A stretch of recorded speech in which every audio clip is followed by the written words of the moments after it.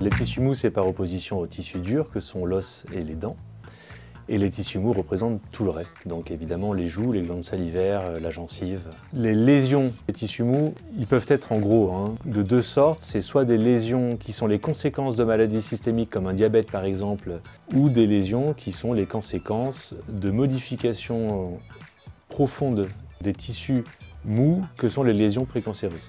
Certaines lésions des muqueuses buccales vont être accompagnées de symptômes tels que la douleur, d'autres non. Il peut aussi y avoir une modification de la muqueuse qui fait qu'elle apparaît plus blanche ou plus rouge ou plus douloureuse. Voilà. Et donc ça, ce sont des signes qui peuvent t'amener à consulter pour ces raisons-là. Ça dépend bien évidemment du type de lésion. Plus c'est pris tôt, meilleures sont les chances de guérison complète. Mais par exemple, les lésions précancéreuses peuvent être très graves si elles ne sont pas prises à temps. Ça dépend de la lésion concernée. Soit on a un traitement médical, à ce moment-là, il n'y a pas de raison que ça fasse particulièrement mal et la durée dépend du traitement en question. Soit c'est un traitement chirurgical et à ce moment-là, il peut bien évidemment, comme pour toute intervention en chirurgie orale, il peut y avoir une douleur qui durera grosso modo une semaine et c'est surtout les 3 premiers jours qui sont les plus embêtants.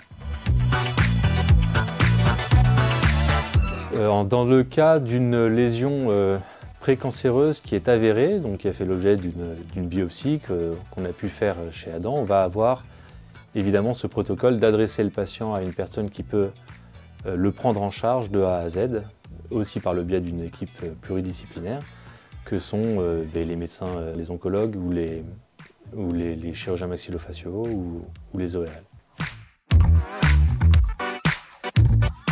En dehors des facteurs vraiment identifiés et connus de tous, même du grand public, c'est-à-dire l'alcool et le tabac, il y a aussi un facteur qui nous est un peu plus spécifique, c'est l'hygiène orale. Voilà, parce que ça peut contribuer à la transformation de cellules sel en cellules précancéreuses en association avec tous les autres facteurs.